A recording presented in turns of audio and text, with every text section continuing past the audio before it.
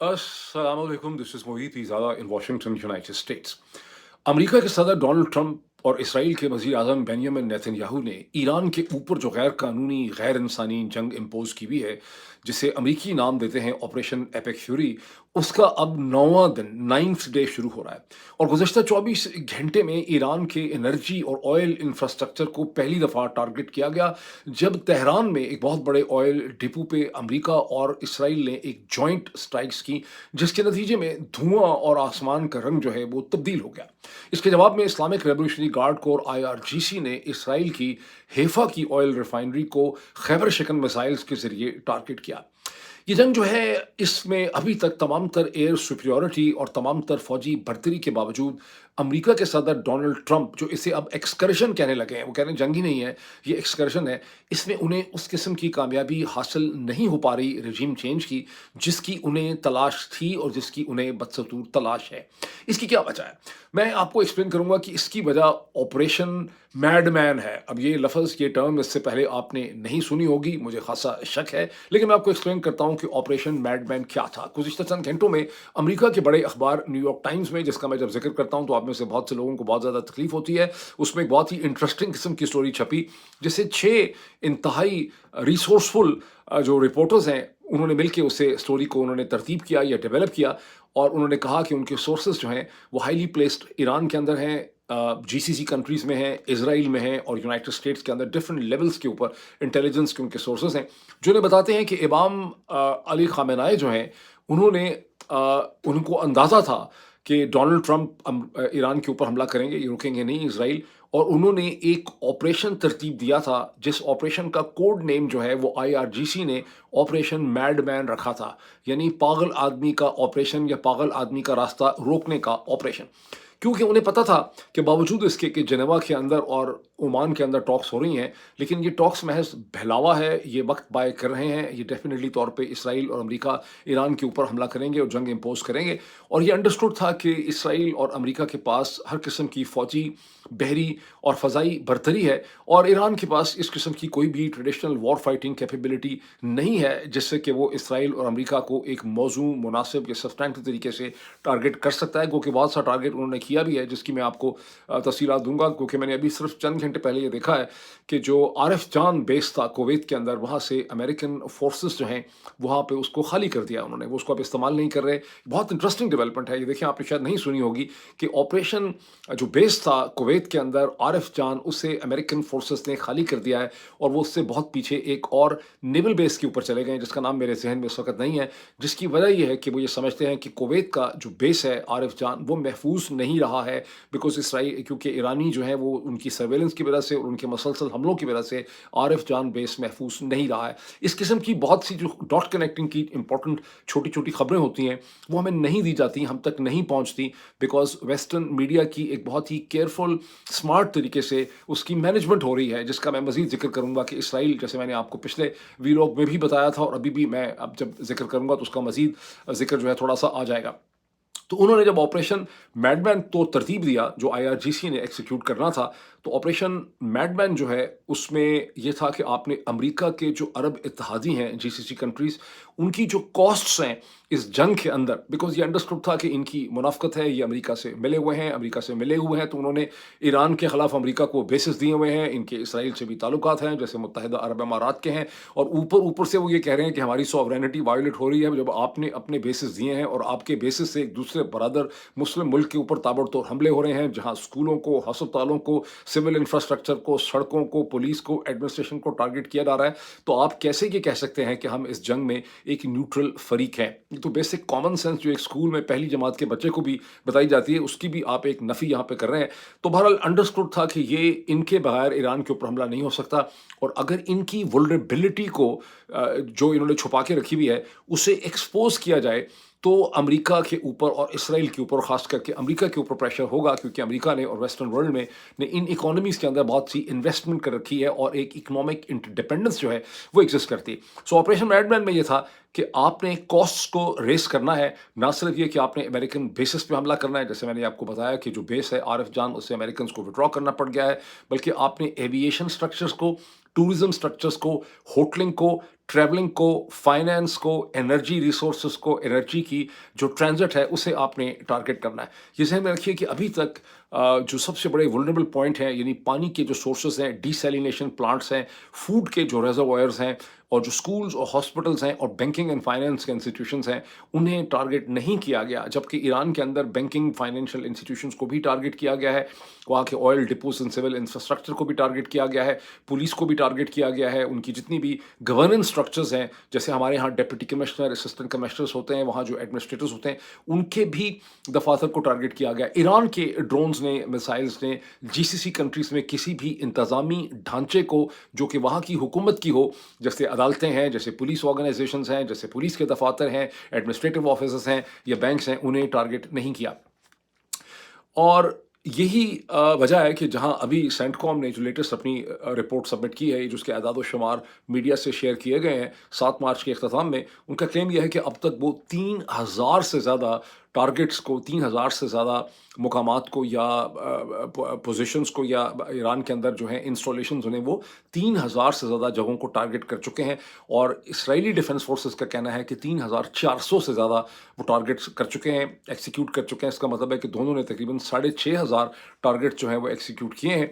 और जिसमें मैंने आपको जैसे कहा कि आईआरजीसी को, पुलिस को, सिविल एडमिनिस्ट्रेशन को, सभी को टारगेट किया गया है। लेकिन उसके बावजूद इस वक्त रिजल्ट क्या है कि जब 9वां बिग शुरू होता है ऑपरेशन एपिक फ्यूरी का और ऑपरेशन मैडमैन जो उसके रिस्पॉन्स में चल रहा है, तो स्ट्रेट ऑफ हॉर्मुज़ बदस्तूर बंद है।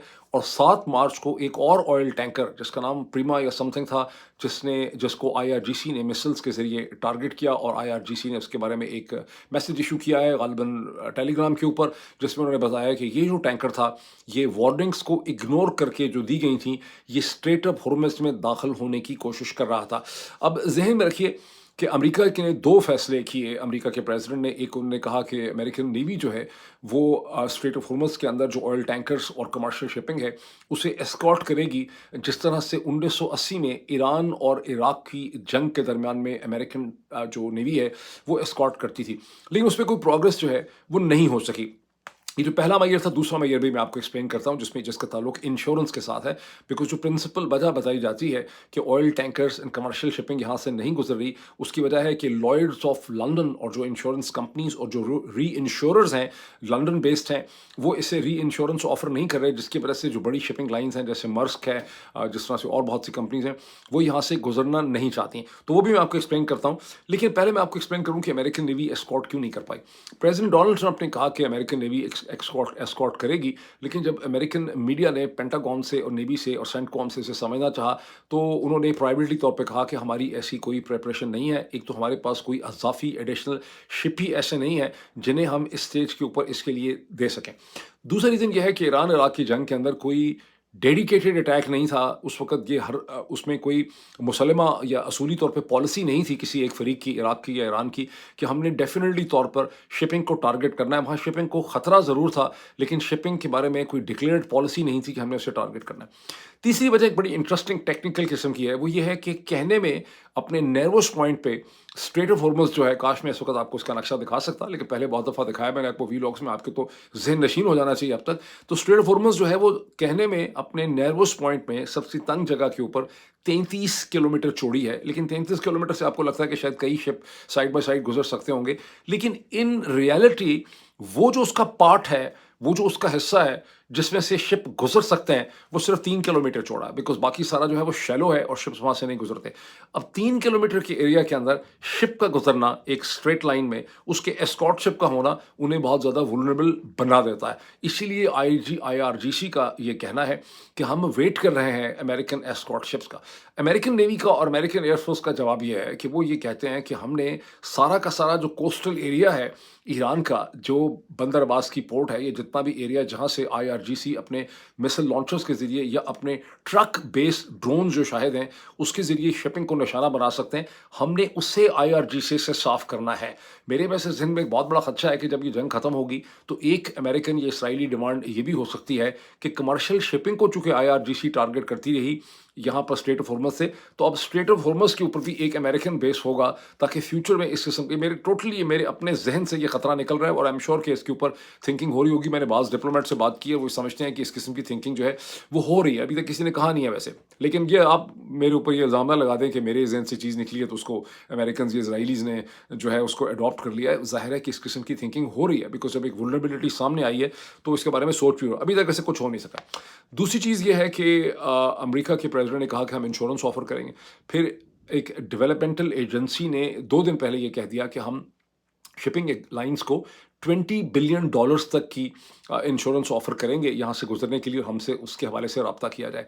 लेकिन जो मैंने अब तक चेक किया है कि 48 घंटे गुजरने के बाद भी उस पर किसी किस्म की कोई प्रोग्रेस नहीं हो सकी, जिसका नेट इफेक्ट ये है कि जब मार्केट्स क्लोज हुई फ्राइडे के वक्त रात को, जब भी क्लोज हुई, तो उसमें ब्रेंट क्रूड जो है उसकी कॉस्ट जो है वो पर बैरल $92 $92 से क्रॉस कर चुकी है, और जो टेक्सास इंटरमीडिएट है वो $90 से क्रॉस कर चुका है। और अमेरिकन जो गैस स्टेशन, हालांकि अमेरिका अपने शेल की वजह से खुद भी अमेरिका के बहुत ज़्यादा ऑयल रिजर्व्स हैं, अमेरिका इसमें हमेशा से इंडिपेंडेंट है। अमेरिका 1930-40 तक एक्सपोर्टर हुआ करता था, उसके बाद भी उसकी अपनी बहुत बड़ी प्रोडक्शन है, बहुत बड़ी कंजम्पशन है अमेरिका की। इस वक्त अमेरिका एक्सपोर्टर भी है, तो उसके बावजूद अमेरिका के जो रिटेल गैस स्टोर्स हैं, पेट्रोल पंप स्टेशन को गैस स्टोर्स कहा जाता है अमेरिका के अंदर, उनमें प्राइसेस में मसलसल इजाफा हो रहा है, और अब तक अक्सर जगहों पे 30 सेंट्स पर गैलन से ज़्यादा इजाफा हो चुका है।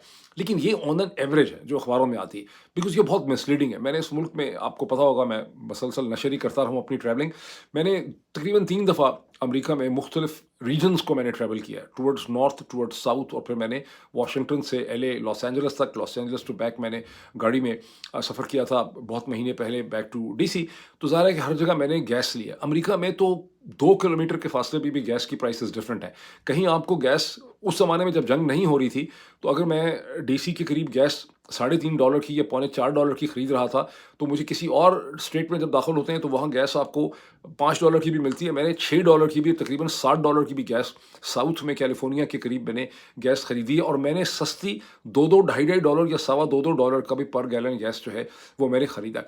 तो अमेरिका में इस वक्त ज़ाहिर है कि ये एवरेज कहा जा रहा है कि 30 सेंट्स का फ़र्क पड़ गया। अमेरिका के गैस स्टेशन में इस वक्त कहीं पे जहाँ उस वक्त $6 की मिल रही थी, वहाँ इस वक्त 8 की हुई भी होगी, या कम से कम 6.5-7 की हुई भी होगी। तो ज़ाहिर है कि इसका एक प्रेशर भी पड़ रहा है, जो अल्टीमेटली प्राइमरी शुरू हो चुकी हैं, मिड टर्म इलेक्शन होने हैं नवंबर में, और कांग्रेस और सेनेट के लोगों के ऊपर, और रिपब्लिकन पार्टी पे और डोनाल्ड ट्रंप पे इसका प्रेशर भी पड़ रहा है। अब इस चीज़ के ऊपर आए कि इसराइल ने और क्या कुछ किया जो दिन ख़त्म हुआ, वो जो होता है ना कि एवी हुआ, वो थोड़ा सा मैं आपको बता दूं कि इसराइल और जो जॉइंट स्ट्राइक की ऑयल डिपो पे तेहरान में, उसके जवाब में IRGC ने खैबर शिकन मिसाइल्स का हैफा पे हमला किया, जो ऑयल रिफाइनरी है हैफा की इसराइल के अंदर। ईरान में जो हमला हुआ उसकी तो फुटेज मिल रही है, वो आप देख सकते हैं, उसकी बहुत सी फुटेज भी है, विजुअल्स भी। इसराइल में जो हमला हुआ उसके बारे में सिर्फ ये कहा है कि हमला हुआ है, और उसके सिर्फ सायरन बजने की फुटेज है, उसके बॉम्ब्स की नज़र आ रहे हैं कि सायरन आ रहे हैं, मिसाइल आ रहे हैं। उसका डैमेज क्या हुआ उसके बारे में इसराइल ने सिर्फ कह दिया कि वो खातर खा नहीं हुआ, किसी किस्म की कोई फुटेज एग्जिस्ट नहीं करती।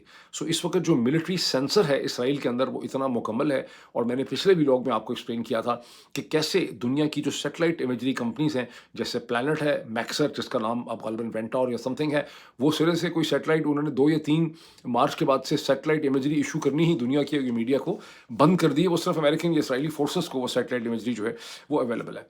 अब ईरान के अंदर अगर वापस आ जाएं, तो सुप्रीम लीडर जो है, अब 9वां दिन हो गया, अभी तक आयतुल्लाह अली खामेनेई जो हैं, उनकी शहादत के बाद एक नया सुप्रीम लीडर जो है वो फाइनलाइज नहीं हो चुका। ये और बात है कि हमने 2-3 दिन पहले ये सुना था कि जो असेंबली ऑफ एक्सपर्ट्स है, वो जिन लोगों पे जिन मुत्तफिक हुए हैं, उसमें top of the line Mojtaba Ali Khamenei या मुज्तबा खामेनेई, जो इमाम अली खामेनेई के साहबजादे हैं, उनको शॉर्टलिस्ट कर लिया गया, लेकिन वो कॉन्फर्मेशन नहीं हो सकी।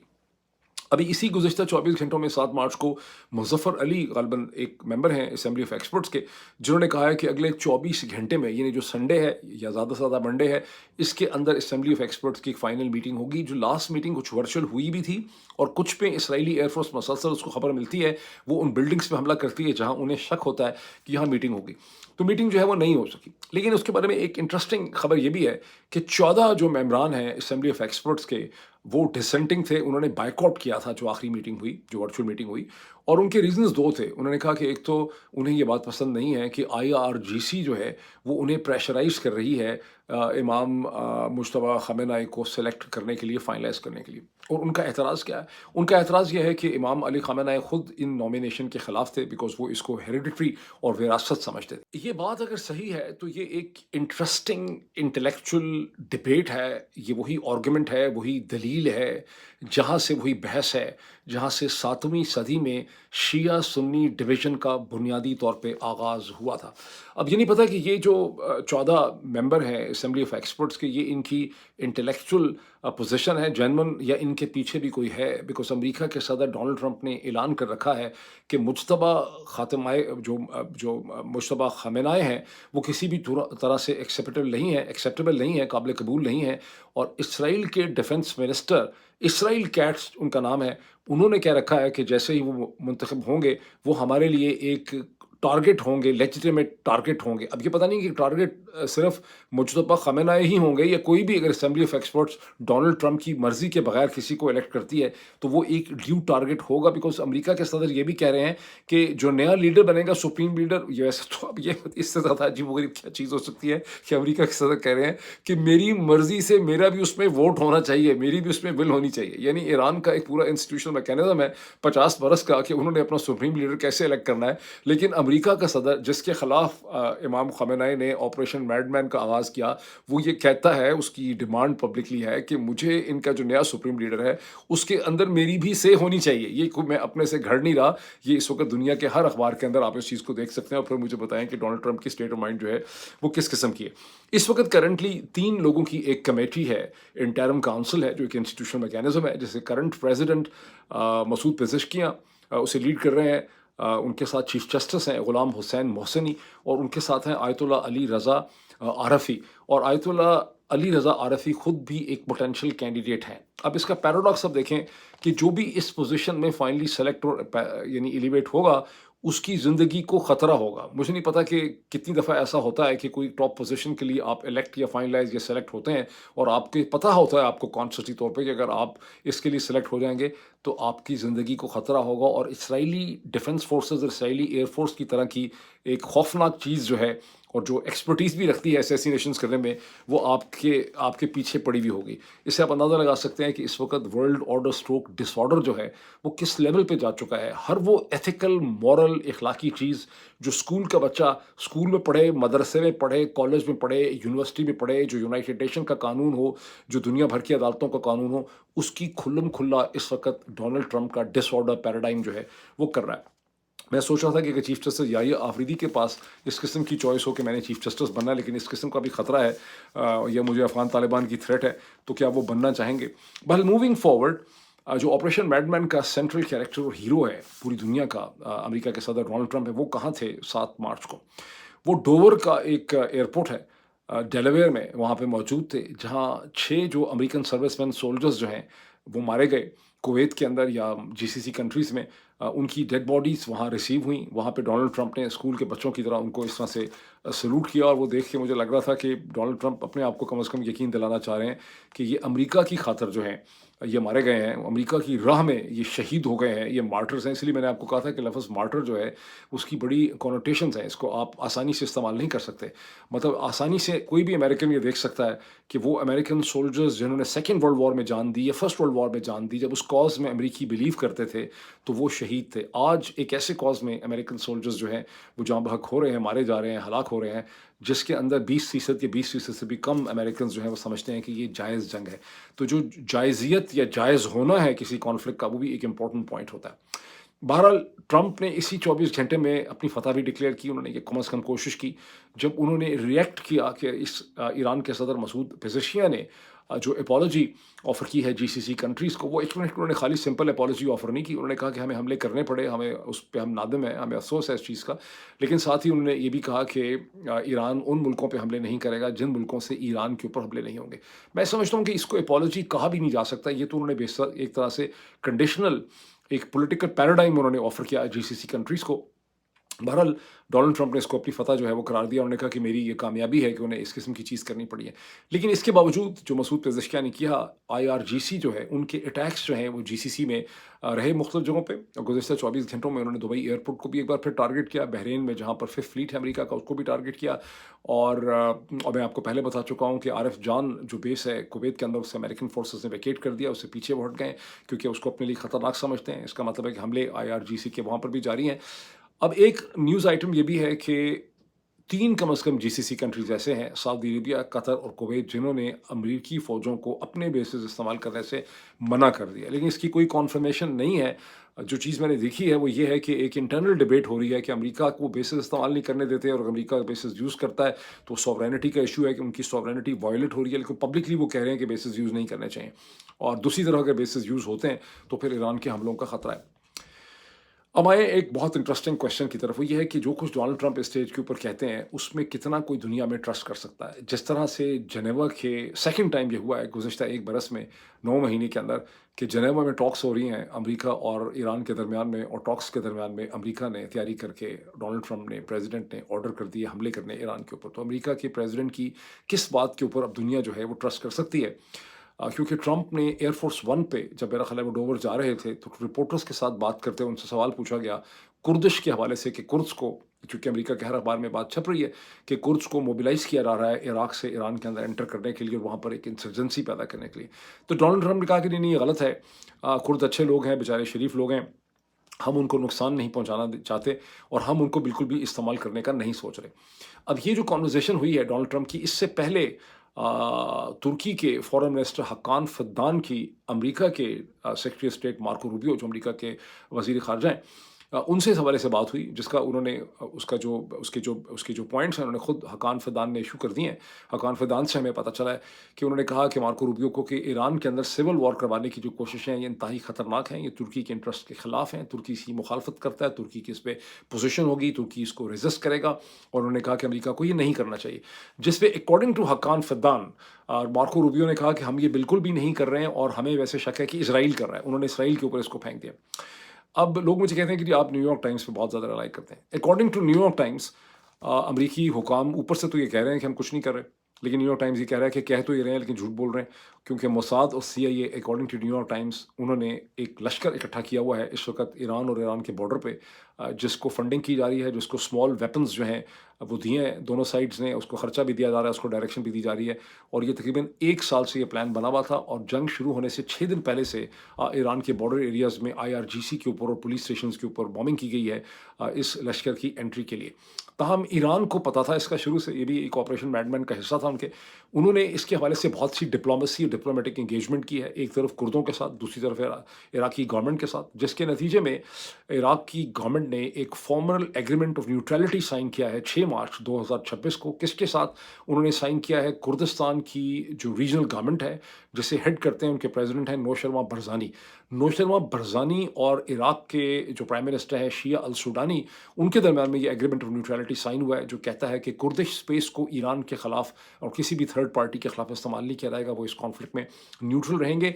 जो इराक के नेशनल सिक्योरिटी एडवाइज़र एनएसए हैं कासिम अल अरजी, उन्होंने ये कंफर्म किया है कि इराक के इंटीरियर ट्रूप्स ने पेशमर्गा, उनको पेशमर्गा कहा जाता है, दूसरी साइड से भी पेशमर्गा की टर्म इस्तेमाल होती है रेबल्स के लिए, लेकिन इंटीरियर मिनिस्ट्री ने पेशमर्गा ट्रूप्स को डिस्पैच किया है बॉर्डर पे ईरान इराक में। उनका मैंडेट किया है कि उन्होंने किसी भी सूरत में कुर्द जो लश्कर है उसको ईरान में दाखिल होने से रोकना है। और डिप्टी प्राइम मिनिस्टर कुबाद तलबानी ने कहा है कि हमारा न्यूट्रल स्टैंड है इस कॉन्फ्लिक्ट में टुवर्ड्स ईरान, और हम हर सूरत, किसी भी सूरत में एक कुर्द लश्कर को नहीं जाने देंगे।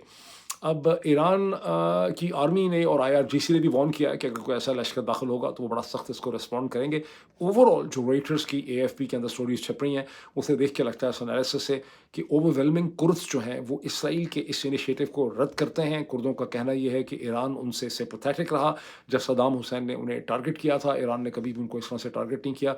वो इसराइल की जंग का हिस्सा नहीं बनेंगे। बहरहाल लश्कर एक एग्जिस्ट करता है, वो कहाँ तक पहुँचेगा, लेकिन बॉटम लाइन ये है कि इसमें कोई ट्रंप की जो स्ट्रैटेजी है कुर्दों को इस्तेमाल करने की, वो अब तक कामयाब नज़र नहीं आती। जहाँ मैंने सवाल उठाया ना कि डोनाल्ड ट्रंप की किस बात को अप्रोच कर सकते हैं, उसका इससे भी अंदाज़ा लगाएं कि मेनाब में जो स्कूल में 175 बच्चियाँ शहीद हुई, جو ان کے اوپر جو کیا گیا اس پہ ڈونلڈ ٹرمپ کہتے ہیں کہ یہ حملہ ہم نے نہیں کیا. یہ کیسے ہوا ہے؟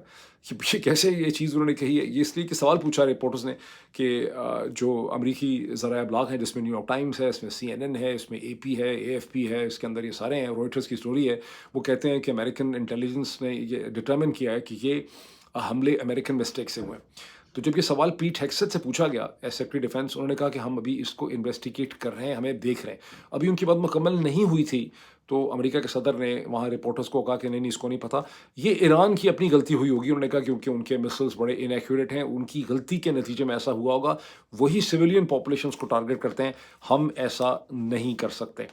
بہرحال یہ ان کی کہانی ہے ساری. اب ایک بات پہ میں بات ختم کر دوں کہ جو ڈائریکٹر نیشنل انٹیلیجنس ہیں تلسی گبارڈ، ان کی ڈپارٹمنٹ کی ایک ٹیم ہے، جو ان کا ایک ونگ ہے، حصہ ہے، جسے نیشنل انٹیلیجنس کونسل کہا جاتا ہے. اس کی ایک رپورٹ بھی جو CIA کے ساتھ مل کے کام کرتی ہے، نیو یارک ٹائمز نے اب اس کو رپورٹ کیا، اس سے پہلے واشنگٹن پوسٹ نے اس کو دیکھا تھا.